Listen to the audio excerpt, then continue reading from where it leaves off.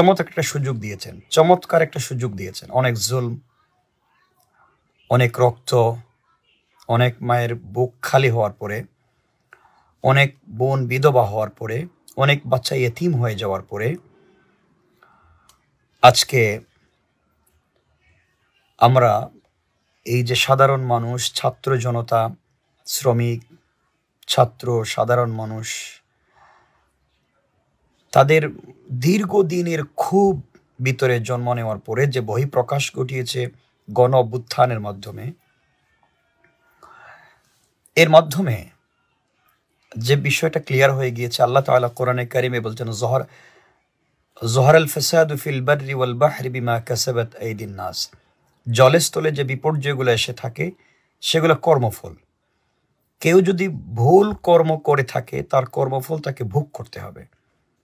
কেউ যদি জুলম করে থাকে তার জুলমের হিসাব তাকে দিতে হবে। মৃত্যুর আগে হলো তার জুলমের হিসাব তাকে পরিষ্কার করতে হবে। আল্লাহ তাআলা বলছেন, জা আল হক ওয়া যাহাকাল বাতিল ইন্নাল বাতিলা কানা যাহুকা। সত্য যখন চলে আসে তো মিথ্যা এভাবেই দূরীভূত হয়ে যায়, মিথ্যা এভাবেই চলে যায়, মিথ্যা ধ্বংস হয়ে যায়। আল্লাহ তো আরো বলেছেন, ওয়া তুইজ্জু মান তাশা ওয়া তুযিল্লু মান তাশা। আল্লাহ যেভাবে ইজ্জত দিতে পারেন, আল্লাহ তাআলা ইজ্জত দিয়ে থাকেন, আল্লাহ তাআলা ইজ্জত নিয়ে থাকেন। যেভাবে দিয়ে থাকেন, আল্লাহ তাআলা যখন নেন কারো কাছ থেকে তখন তাকে বেইজ্জত করতেও পারেন, খুব কঠিন করে বেইজ্জত করতে পারেন। তো এই মুহূর্তে আমরা যে সময় দাঁড়িয়ে আছি বাংলাদেশে, হাজারো রক্তের বিনিময়ে, হাজারো মানুষের রক্তের বিনিময়ে, ছাত্র তৌহিদি জনতার রক্তের বিনিময়ে আজকের এই আনন্দ, বাংলাদেশের আজকের এই অভ্যুত্থান, বাংলাদেশের আজকের এই পরিস্থিতি। তো আমরা ৭১ সালেও লাখো শহীদের রক্তের বিনিময়ে আমরা যে লাল সবুজের পতাকা পেয়েছিলাম, ৫৬,০০০ বর্গমাইল পেয়েছিলাম, কিন্তু আমরা সেই স্বাধীনতার স্বাদটুকুন পাইনি। আমরা সেই স্বাধীনতার স্বাদটুকুন আস্বাদন করতে পারিনি। আমরা আবারও কোনো না কোনোভাবে আমরা পরাধীন ছিলাম। আমরা বাক স্বাধীনতার পরাধীন ছিলাম। আমরা পরিষ্কার কথা বলতে পারতাম না, আমরা দিনের চর্চা করতে পারতাম না, আমরা স্বাভাবিকভাবে জীবন যাপন করতে পারতাম না। যারা স্বচ্ছ শিক্ষিত তরুণ এবং যুবক ছিল তারা চাকরি খুঁজে পেত না। নানান বৈষম্যের ভিতর দিয়া আজকের অভ্যুত্থান।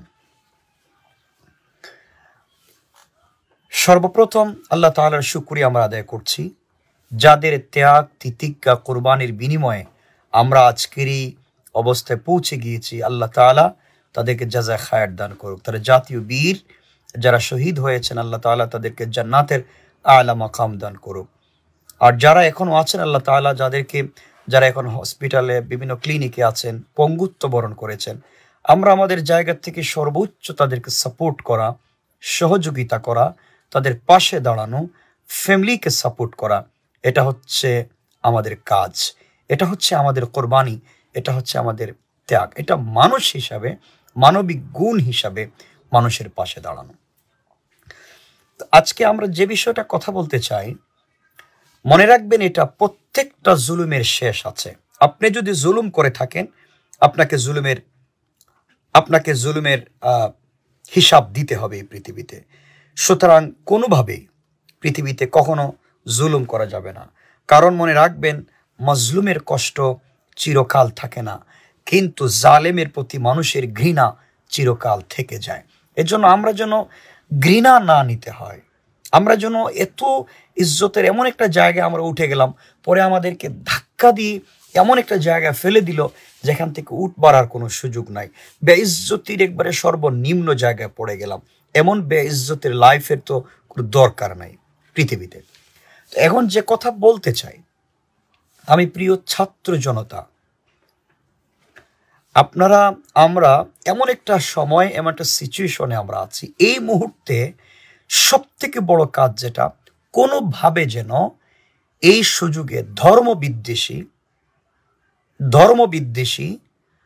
হারাম চক্র নাস্তিক্যবাদ কোনোভাবে যেন মাথাচাড়া দিয়ে না উঠতে পারে, এবং ছাত্র জনতার এই আন্দোলনকে পুঁজি করে কোনোভাবে যেন ধ্বংসাত্মক কাজ দেশে তৈরি করতে না পারে, সাম্প্রদায়িক দাঙ্গা লাগাতে না পারে। এজন্যে মাদ্রাসার ছাত্র সহ স্কুল কলেজ ইউনিভার্সিটির সকল ছাত্র একথা খুব ভালো করে মনে রাখতে হবে, একথা খুব ভালো করে মনে রাখতে হবে যে কোনোভাবে যেন যারা সংখ্যালঘু আছে, হিন্দু, বৌদ্ধ, খ্রিস্টান বা যে কোনো ধর্মের লোক আছে, তাদের স্থাপনা, তাদের উপাসনালয়, তাদের ঘর বাড়িতে যেন কেউ আঘাত না করে, তাদের ঘর বাড়িতে যেন কেউ কোনোভাবে আঘাত করতে না পারে। এজন্য আমাদেরকেই পাহারাদারি করতে হবে।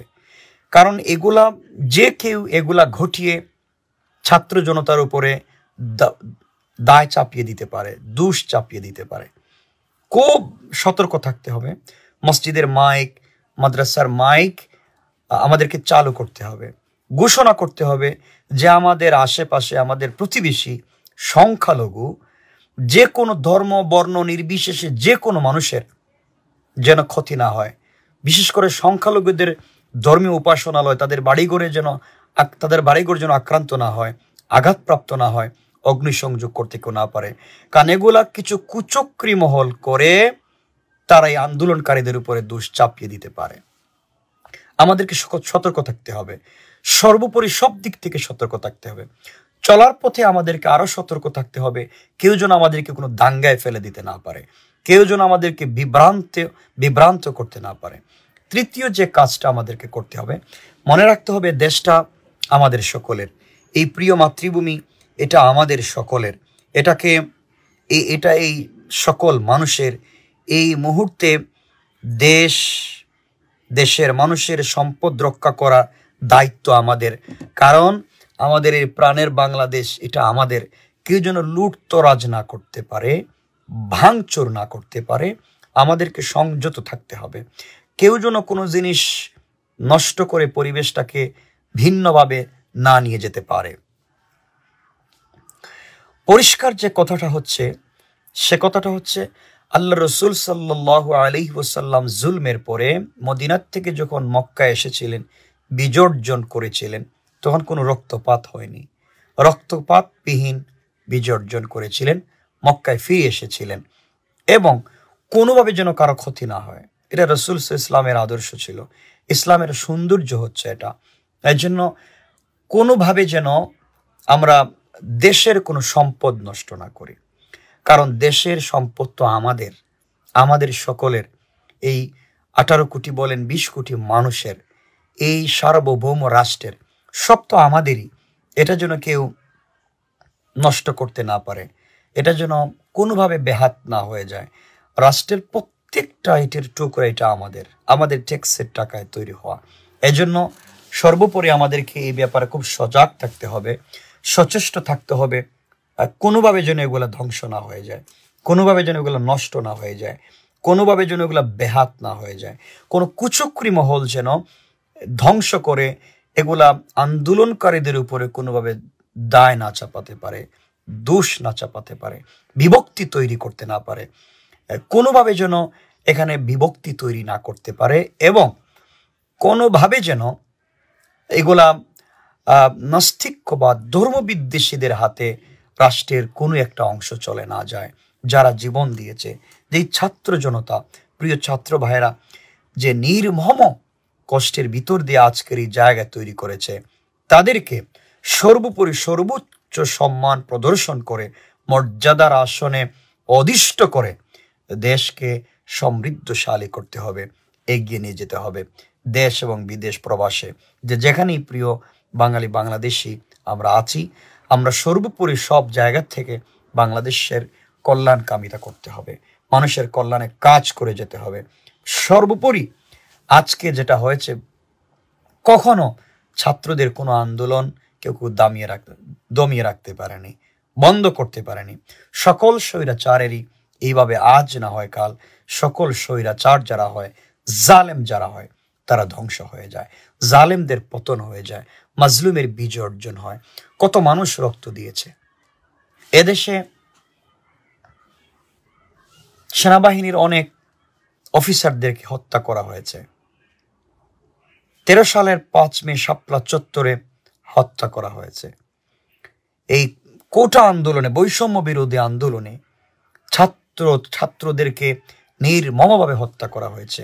আমাদের বোনদেরকে শ্লীলতাহানি করা হয়েছে, তাদেরকে অশ্লীল গালিগালাজ করা হয়েছে, ঘরে ঘরে গিয়ে ছাত্র খুঁজে খুঁজে হত্যা করা হয়েছে, অগ্নিসংযোগ করা হয়েছে, আক্রমণ করা হয়েছে।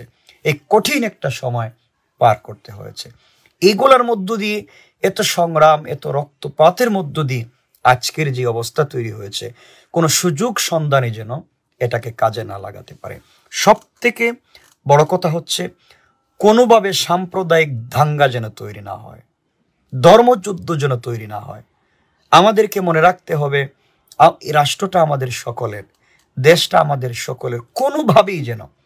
কোনোভাবেই হিন্দুদের মন্দির, গির্জা, প্রেগোডা, সিনোগা কেউ যেন আঘাত করতে না পারে। আমরা সংখ্যালঘুদেরকে প্রয়োজনে আমরা দাঁড়িয়ে থেকে আমরা তাদেরকে পাহারাদারি করব, তাদের মন্দিরের, তাদের বাড়িঘরের। কারণ কোনোভাবে সুযোগ সন্ধানীদেরকে কোনো সুযোগ দেওয়া যাবে না। এবং আমরা রাষ্ট্রের সম্পদ আমাদের, রাষ্ট্রটা আমাদের, প্রিয় মাতৃভূমি সোনার বাংলাদেশ, এটা আমাদের। কোনোভাবে যেন এটার কোনো সম্পদ ধ্বংস না হয়ে যায়, বেহাত না হয়ে যায়। পরিশেষে যে কথা বলতে চাই, রাসূল ইসলামকে আল্লাহ তাআলা মক্কা বিজয়ের পরে বলছেন, ফাসাব্বিহ বিহামদি রাব্বিকা ওয়াস্তাগফির, আপনি শুকরিয়া আদায় করুন, মস্তক অবনত করুন এবং সেজদায় লুটিয়ে পড়ুন। সুতরাং সব থেকে বড় হচ্ছে আমাদেরকে সেজদায় পড়ে যাওয়া, আমাদেরকে সালাত আদায় করা, সেজদায় গিয়ে শুকরিয়া আদায় করা, রবের শুকরিয়া জ্ঞাপন করা, কান্নাকাটি করা, রোজা রাখা। এগুলোর মাধ্যমে আল্লাহ তাআলা আমাদেরকে বাকি জিন্দেগি, ভবিষ্যৎ জিন্দেগি, আমাদের জন্য কিয়ামত অবধি বাংলাদেশকে উত্তরোত্তর সাফল্য দান করেন। এবং সবকিছু মিলিয়ে ছাত্র জনতার এই বিজয়কে আল্লাহ তাআলা যেন কবুল করেন। কেউ যেন কোনোভাবেই কোনো সুযোগ সন্ধানী এটাকে ধ্বংস করতে না পারে, ধর্ম বিদ্বেষ ছড়িয়ে দিতে না পারে। এই দিকটা আমাদেরকে লক্ষ্য রাখতে হবে। রাষ্ট্রের কোনো সম্পদ যেন কেউ নষ্ট না করে। আশা করি আমার কথা আপনারা বুঝতে পেরেছেন। তো যে কথা বলতে চাই, আমরা কোনোভাবে রাসূল সাল্লাল্লাহু আলাইহি ওয়াসাল্লামকে কোনো বড় কাজের পরে শুকরিয়া আদায় করতে হয়, আমরা বেশি বেশি শুকরিয়া আদায় করব, সেজদাবনত হব। দেশটাকে আমরা ফিরে পেয়েছি জালেমের হাত থেকে, হিংস্রদের হাত থেকে, স্বৈরাচারদের হাত থেকে। সুতরাং এটা যেন কোনোভাবে বেহাত না হয়ে যায়, নাস্তিক্যবাদের হাতে না যায়, ধর্ম বিদ্বেষীদের কাছে না যায়, আবার যেন ধর্মযুদ্ধ লাগিয়ে না দেয়। এরাই মন্দিরে আক্রমণ করে, মন্দিরে কোরআন রেখে এরা যেন ধর্মযুদ্ধ, সাম্প্রদায়িক দাঙ্গা লাগাতে না পারে। এই দিকটা আমাদের সকলকে খেয়াল রাখতে হবে, এই দিকটা আমাদের সকলকে ফলো রাখতে হবে। আশা করি সবাই আমার কথা বুঝতে পেরেছেন। এই দিকগুলো আমাদেরকে বারবার স্মরণ রাখতে হবে। আল্লাহ তাআলা আমাদের সবাইকে ভালো রাখুক, সুস্থ রাখুক। পাশাপাশি কারো যদি কোনো প্রশ্ন থাকে আমাকে আপনারা প্রশ্ন করতে পারেন, আমি প্রশ্নের জবাব দেব ইনশাআল্লাহ তাআলা। আপনারা সবাই ভালো থাকবেন, সুস্থ থাকবেন, আবার দেখা হবে ইনশাআল্লাহ। মনে রাখবেন, আবারও বলছি, যারা যারা এই আন্দোলন করতে গিয়ে শহীদ হয়েছেন, আল্লাহ তাআলা তাদেরকে শাহাদাতের দরজাত দান করুক, জান্নাতুল ফিরদাউস দান করুক। যারা আক্রান্ত হয়ে বিভিন্ন হসপিটাল ক্লিনিকে মৃত্যু যন্ত্রণায় কাতরাচ্ছেন, আমরা আমাদের জায়গা থেকে সর্বোচ্চটুকুন সাপোর্ট করব, আর্থিকভাবে যেভাবে যত ধরনের সাপোর্ট লাগে আমরা তাদেরকে সাপোর্ট করতে হবে। আপনাদের কাছে যদি এমন কোনো সংবাদ থাকে সেটাও আমাদেরকে জানাতে পারবেন, আমরা আমাদের জায়গা থেকে সর্বোচ্চটুকুন সাপোর্ট করে যাব ইনশাআল্লাহ। পরিশেষে কেউ যেন আমাদেরকে, আমরা যেন ভাঙচুর, আমাদের হালাল কোনো জিনিস আমরা ভেঙ্গে না ফেলে, দেশের ভিতরে যেন কোনো দাঙ্গা আর তৈরি না হয়, আমরা যেন ভালো কিছু করতে পারি। আগামীর দেশ হোক সুন্দর, স্বচ্ছ, ভবিষ্যৎ প্রজন্মদের জন্য একটা সোনার বাংলাদেশ হয়। আমরা যেন আমার বাচ্চাদেরকে আমাদের প্রিয় বাংলাদেশে শান্তিতে আমরা রেখে যেতে পারি, আমরা যেন দ্বীনের কাজ করতে পারি, আমরা যেন চমৎকারভাবে চলতে পারি। আল্লাহ তাআলা যেন আমাদেরকে কবুল করেন, আমরা যেন সর্বোপরি চমৎকার করে দিন চর্চা করতে পারি। আমরা হিন্দু, বৌদ্ধ, মুসলিম, খ্রিস্টান সবাই মিলেমিশে একাকার হয়ে যেন আমরা এই দেশে চলতে পারি। আমরা যেন কোনোভাবেই কেউ সাম্প্রদায়িক দাঙ্গা তৈরি করতে না পারে, ধর্মযুদ্ধ তৈরি করতে না পারে, এই জায়গাটাতে আপনারা সবাই খুব খেয়াল রাখবেন ইনশাআল্লাহ তাআলা। আমরা ময়দানে আবার কথা বলবো, আমরা আবার কথা শুনবো, আবার আমরা দ্বীনের জন্য কাজ করব, সবাই মিলেমিশে একাকার হয়ে যাব। আমাদের ভিতরে থাকবে না কোনো হিংসা, আমাদের ভিতরে থাকবে না কোনো বিদ্বেষ, আমাদের ভিতরে থাকবে না কোনো অহংকার। আমরা দ্বীনের জন্য সবাই মিলেমিশে কাজ করে যাব ইনশাআল্লাহ তাআলা। আল্লাহ তাআলা আমাদের সবাইকে কবুল করুক। সবাই ভালো থাকবেন, সুস্থ থাকবেন, আবার কথা বলবো ইনশাআল্লাহ তাআলা। আসসালামু আলাইকুম ওয়া রাহমাতুল্লাহি ওয়া বারাকাতুহু।